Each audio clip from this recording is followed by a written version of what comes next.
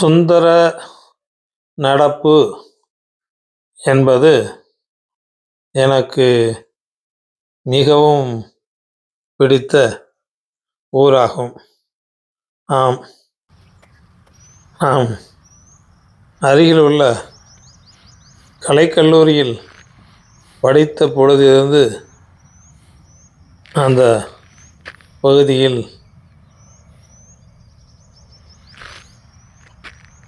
புத்தகம் எடுத்து படித்து கொண்டே வரக்கூடிய காலத்திலிருந்தே அந்த பகுதி எனக்கு மிகவும் பிடித்த பகுதிதான்.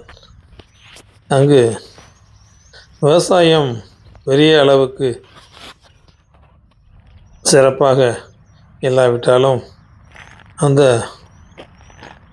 தண்ணீர் வசதி இருக்கக்கூடிய பகுதிகளில், ஆம், கண்மாயை ஒட்டிய பகுதிகளில் விளைச்சல் சிறப்பாக இருக்கும்.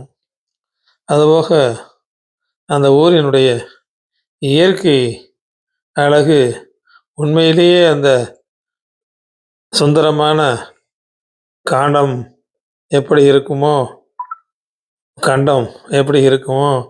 அதுபோல இருக்கும்.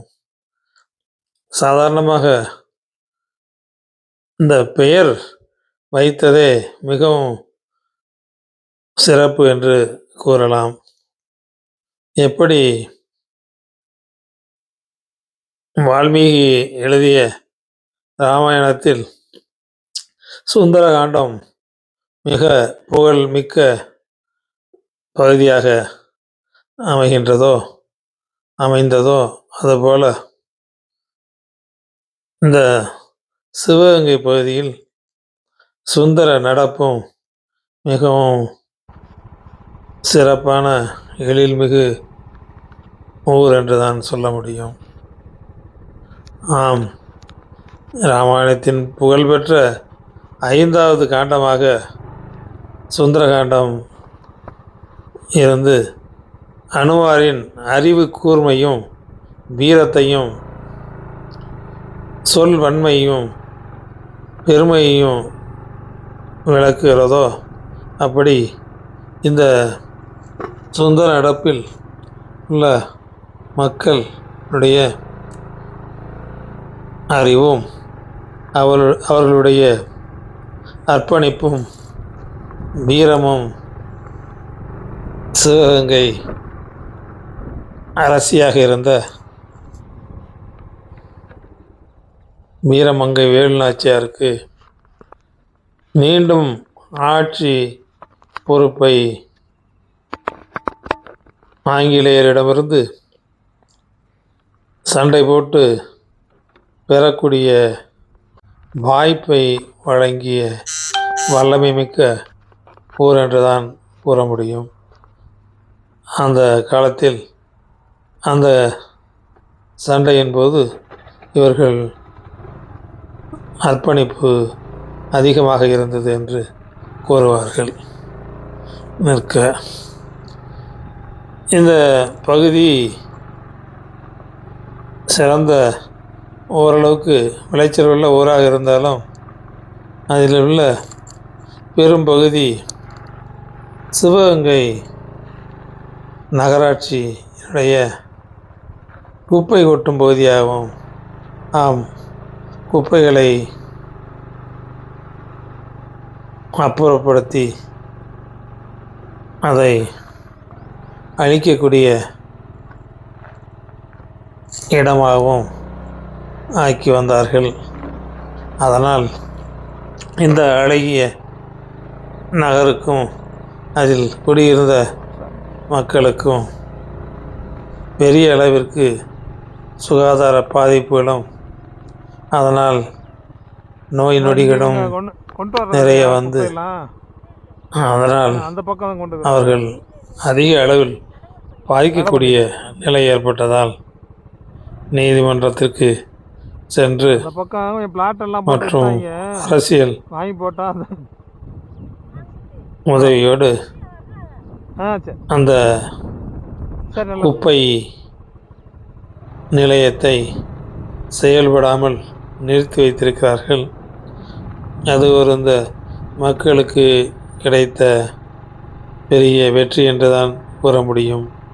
எப்படி அந்த போரிலே அவர்கள் பெரிய அளவு பங்களிப்பு அதிகமாக இருந்ததோ, அதேபோல் இந்த ஊரை காக்கக்கூடிய போரிலும் அவருடைய பங்களிப்பு சிறப்பாக இருந்து அந்த ஊர் மக்கள் அந்த ஊரினுடைய நலத்தை காப்பாற்றியிருக்கிறார்கள்.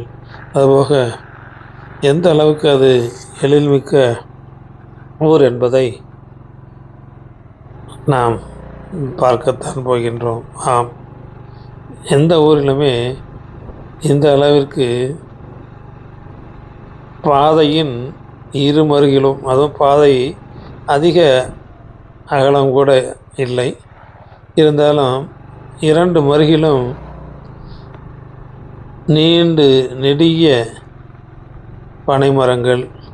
ஆம், அதற்கு இடையிலே, அதாவது கண்மாய் கரையிலேயே பாதை அமைந்திருக்கிறது. ஒரு இடம் ஈரிடம் இல்லாமல் தொடர்ச்சியாக அந்த பனைமரங்கள் பெரிய அளவிற்கு வளர்ந்து மக்களுக்கு பயன் தருவ வகையில் உள்ளது மட்டுமல்லாமல் கண்களுக்கும் விருந்தாக அமைந்துள்ளது. பனைமரம் இல்லாத இடங்களிலும், பனைமரம் இல்லை என்றாலும் வேறு மரங்களை நட்டிருக்கிறார்கள். அடுத்து தொடர்ந்து பனைமரங்கள் ஓங்கி உயர்ந்த பனைமரங்கள். ஆம், பனைமரங்களும் சிறு விடலிகளாக இல்லாமல் ஓங்கி வளர்ந்த பனைமரங்களாகவும் உள்ளன. ஆம், அதன் இடையிலே ஒரு அற்புத ஆலமரம். ஆம், பறவைகள் ரீங்காரம் இடக்கூடிய ஆலமரம் இருப்பது மட்டுமல்லாமல் அந்த ஆலமரத்தின் அருகிலே அம்மன் கோயிலும் உள்ளது. ஆம், அடுத்து அந்த ஆலமரத்தின் மறுபகுதியில் ஒரு காவல் தெய்வத்தின் சிலையும் வைக்கப்பட்டுள்ளது. அந்த ஐயாவின் சிலை ஏதோ ஒரு காலத்தில் அந்த ஊரை காத்த பெரியவர் போல் தெரிகிறது. அவருடைய தோற்றம் மிடுக்காகவும் ராஜ கம்பீரமாகவும் இருக்கிறது. அதுவே மக்களுக்கு உள்ள தைரியத்தையும் உறுதியையும் கொடுக்கக்கூடியதாக உண்டு. இப்படி தொடர்ந்து மரங்களே வரிசையாக அமைந்துள்ள அந்த நீர்நிலை கரை, ஆமாம், அந்த கண்மாய் கரை ஒட்டி அந்த நீர்நிலை, அதாவது பெரிய கண்மாய் ஒன்று தொடர்ச்சியாக இருக்கிறது. இந்த கண்மாய் கரையிலேயே சென்று அது பெரிய அளவிற்கு நடந்து சென்றால் அது முடியும் இடத்திலே தான் சுந்தர நடப்பு எனும் அந்த கிராமம் இருக்கிறது. அந்த கிராமம் பேருக்கு ஏற்றாற் போல மிகவும் அழகாகவே இருக்கும். அந்த கிராமத்தை தற்பொழுது சென்று பார்க்க இயலவில்லை. இருந்தபோதும் இந்த அழகிய தோற்றத்தை நாம் பார்த்து கொண்டிருக்கின்றோம். ஆம், அந்த ஆலமரம், ஆம், ஆலமரம், தம்பி என்ன கோயில் இது பெரிய ஆலமரம், விழுதுகள் தம்பி? சுற்றி இறங்கி இருக்கக்கூடிய அற்புத ஆலமரம். இப்போதை கூட கவனிச்சா. இந்த ஆலமரத்தின் ஒரு பகுதியில் தான் அழகு நாச்சி அம்மன் என்ற அம்மனும் உள்ளது.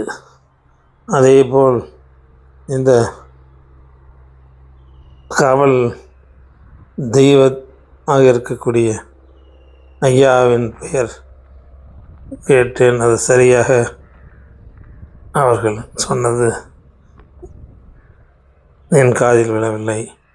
அடுத்து கேட்டு பதிவு இடுவோம். ஆம், அதிகாலை வேலை என்பதால் காற்று அதிகமாக அடிக்கவில்லை. ஆனால் மரமும் அசைவில்லாமல் காட்சி தருகிறது. ஆனால் 1-2 விழுதுகள் மட்டும் மெல்ல அசைந்து ஆடுகின்றன. ஆம், அந்த நீர்நிலையில் பெரிய அளவிற்கு தண்ணீர் தேங்கக்கூடிய அளவிற்கு அந்த கண்மாய் கரை கட்டி இருக்கிறார்கள். ஆனாலும் தற்சமயம் போதிய நீர் இல்லை. எல்லாமே விவசாயத்திற்கு பயன்படுத்தப்பட்டுள்ளன. நான் காலையில் ஒரு நேரலை இதே வேளையில் அதற்காகத்தான் முக்கியமாக காட்சிப்படுத்தினேன். அந்த நேரலை எடுக்கும் பொழுது எனது தலைக்கவசத்தில் மாட்டியிருந்த இந்த கேமராவில் தான் எடுக்கப்பட்ட படத்தை நீங்கள் பார்த்து கொண்டிருக்கிறீர்கள். தம்பி என்ன கோயில் தம்பி? நான் எடுத்த நேரலையில் என்ன கோயில்? எல்லா விதமான காட்சிகளையும் பயிர்களையும் மிகவும் சிறப்பாக எடுத்திருந்தேன். இது நான் பார்த்து எடுக்கவில்லை, தற்செயலாக அதுவாக தலைக்கவசத்தில் இருந்த கேமராவில் பதிவானதுதான். ஐயா அற்புத ஆலமரம். அதில் பறவைகள் நான் செல்லும்போது பறந்து ஓடிவிட்டன. இளைஞர் அற்புத ஆலமரத்தில் இங்கே ஒவ்வொரு கிளியும் பறவைகளும் எவ்வாறு ரீங்காரம் எடுக்கின்றன என்று அந்த ஒலிகளையும் பதிவு பண்ணக்கூடிய வாய்ப்பு கிடைத்திருக்கும். நான் சுமார் 8 மணிக்கு மேல் சென்றதனால் அந்த வாய்ப்பு எனக்கு எட்டவில்லை. இந்த குளத்தில் பெரிய அளவுக்கு தண்ணீர் இல்லாவிட்டாலும் அதுவே மிகவும் அருமையாகத்தான் காட்சியளிக்கின்றது. அந்த கண்மாய் கரையிலே 2 காளையர்கள், ஆம், கல்லூரி காளையர்கள் போல் தெரிகிறது. அவர்கள் இன்று விடுமுறை நாள் என்பதால் ஏதோ வெளியில் வந்து அவர்கள் படித்து கொண்டிருக்கிறார்கள் தெரிகிறது. எப்படி போனால் எங்கே போகலாம்? இப்பொழுது யாரும் புத்தகங்களை வைத்து படிப்பதில்லை. புத்தகங்கள் பூராமே நமக்கு ரொம்ப தூரம் போகணும், கரை கையிலே வந்து விட்டன. ஆம், அப்படியே ரோட்டுக்கு கையில் இருக்கும் அலைபேசிதான் என்று எல்லோருக்கும் கம்ப்யூட்டர் மட்டுமல்லாமல் புத்தகங்களாகவும் இருந்து வருகின்றன. அதை வைத்துதான் அவர்கள் பாடங்களை பற்றி ஒருவருக்கொருவர் உரையாடி கொண்டிருக்கிறார்கள். அவர்கள் ஆர்வமாக படித்து கொண்டிருந்தனால் நான் அவரிடம் கேட்ட கேள்வியை கூட காதில் வாங்க முடியவில்லை. ஆனால் அந்த ஐயாவின் பெயரை பதிவிட முடியாமல் போய்விட்டது. இருந்தாலும் இந்த அம்மன் பெயர் நம்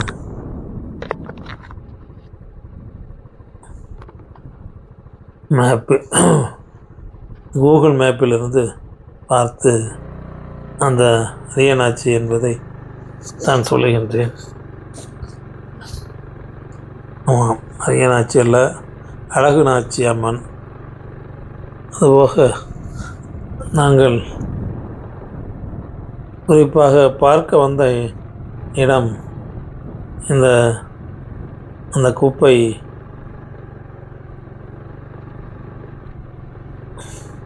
வளாகத்தின் அருகில்தான் இருந்தது.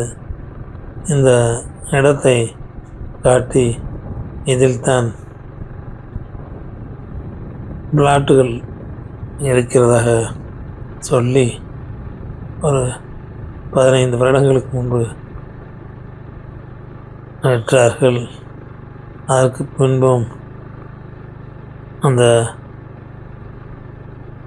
கழிவுப் பொருட்களை அப்புறப்படுத்தக்கூடிய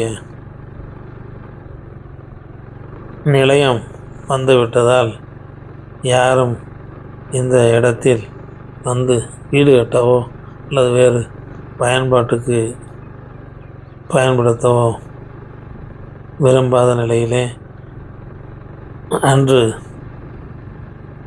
போட்டது போலவே இன்றும் அந்த பிளாட்டுகளெல்லாம் சும்மாவே இருக்கின்றன. ஆனால் அவற்றில் நடப்பட்ட கற்களைத்தான் பார்க்க முடியவில்லை. காலப்போக்கில் பல்வேறு